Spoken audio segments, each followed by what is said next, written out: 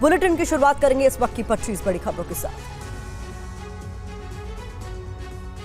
तेलंगाना के करीमनगर में पीएम मोदी का राहुल पर हमला। पूछा, चुनाव आते ही अंबानी अडानी को गाली क्यों देना बंद कर दिया? क्या चोरी का माल टेम्पो भर भर कर मिल गया?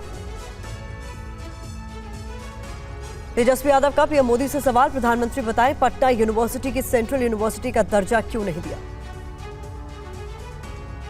चंडीगढ़ से बीजेपी प्रत्याशी संजय टंडन ने कहा, मुझे नहीं लगता कि गांधी जी के भारत में और मोदी जी के भारत में कोई अंतर है। हरियाणा सरकार के अल्पमत में होने की खबरों पर बोले सीएम नायब सिंह सैनी। हरियाणा सरकार को कोई दिक्कत नहीं, कांग्रेस भ्रम की स्थिति पैदा कर रही है। हरियाणा के अल्पमत सरकार पर जेजेपी नेता दुष्यंत चौटाला का बयान। हम सरकार गिराने में बाहर से समर्थन करेंगे, लेकिन सरकार गिराने की कार्यवाही कांग्रेस को आगे बढ़ानी होगी। टीवी 9 से बोले अमेठी से कांग्रेस प्रत्याशी केएल शर्मा। 2019 में कांग्रेस के चुनाव प्रबंधन की कमी से राहुल चुनाव हार गए थे। दिल्ली हाईकोर्ट में मनीष सिसोदिया की जमानत याचिका पर सुनवाई शुरू। 30 अप्रैल को रॉस एवेन्यू कोर्ट ने खारिज की थी अर्जी। एयर इंडिया एक्सप्रेस की 70 से ज्यादा उड़ानें रद्द। एक साथ कई कर्मचारी छुट्टी पर गए। कई घरेलू और विदेशी उड़ानें इसके चलते प्रभावित। हैदराबाद में भारी बारिश के चलते हादसा। निर्माणाधीन इमारत गिरी। एक बच्चे समेत 4 लोगों की मौत। चुनाव आयोग और राज्यपाल पर टीएमसी की बयानबाजी पर बोले बीजेपी नेता दिलीप घोष। मैदान की बजाय अब ऑफिस में लड़ रही है टीएमसी। नोएडा के पेट्रोल पंप पर गुंडागर्दी करने के मामले में आप विधायक अमानतुल्लाह खान और उनके बेटे पर गिरफ्तारी की तलवार। यूपी पुलिस ने गिरफ्तारी के लिए 3 टीमें बनाई। आकाश आनंद को बीएसपी के कोऑर्डिनेटर के पद से हटाए जाने के मायावती के फैसले पर अखिलेश यादव का बयान। चुनाव में एक भी सीट नहीं आती देख शीर्ष नेतृत्व ने संगठन में इतना फेरबदल किया।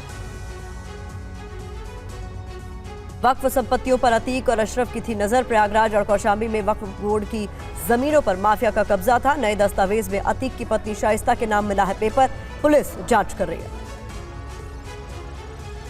आप नेता गोपाल राय का ऐलान। लोकसभा के लिए 13 से 23 मई तक कैंपेन का चौथा चरण चलाएगी आम आदमी पार्टी। मध्य प्रदेश के जबलपुर में बदमाशों ने की बमबाजी। यहां पर गुंडा टैक्स और रंगदारी न देने पर बम फेंककर दहशत फैलाने की कोशिश। सीसीटीवी में वारदात कैद हुई। राफा में आईडीएफ की एंट्री का पहला वीडियो सामने आया। खबर है कि आईडीएफ ने राफा में एंट्री के लिए 2 दिन का तय किया था समय, लेकिन 8 घंटे में ही आईडीएफ ने टारगेट को पूरा कर लिया। इजरायल ने कल मिस्र के राफा बॉर्डर पर एयर स्ट्राइक की, जिससे राफा में भारी तबाही हुई है। इजरायल ने इलाके में हमास लड़ाकों की मौजूदगी का दावा किया था। राफा में इजरायल ने एक साथ कई इलाकों में बमबारी की है, जिसका वीडियो सामने आया है। बताया जा रहा है कि हमास के ठिकानों को टारगेट करके ये हमले किए गए। गाजा युद्ध विराम पर सहमति के कुछ घंटों बाद राफा में घुसी इजरायली फौज। नेतन्याहू ने कहा, हमारी मांगों को पूरा नहीं करता समझौता। इजरायली हमले के बाद राफा में भारी तबाही। हमले में 83 लोगों की मौत की खबर। जान बचाकर भाग रहे लोग। इजरायल सैन्य बेस पर हिजबुल्लाह की भीषण बमबारी। इजरायली शहरों पर 65 रॉकेट अटैक की खबर। आईडीएफ बेस तबाह करने का हिजबुल्लाह का दावा। वेस्ट बैंक के जनिन पर फिर बड़ा हवाई हमला हुआ है। राफा पर इजरायली हमले के बाद वेस्ट बैंक में भी तनाव। लेबनान में आईडीएफ ने हवाई हमले तेज कर दिए। हिजबुल्लाह के कई ठिकानों पर एयर स्ट्राइक की गई है, जिससे लेबनान में खलबली मची है। राफा हमले पर व्हाइट हाउस के प्रवक्ता जॉन कर्बी ने कहा, अमेरिका राफा में हमले के खिलाफ है। राफा ऑपरेशन सीमित समय के लिए। यहूदियों के नरसंहार की 75वीं बरसी पर बोले बाइडेन, महज 7 महीनों में ही इजरायल में हमास के कत्लेआम को भूल गए हैं लोग।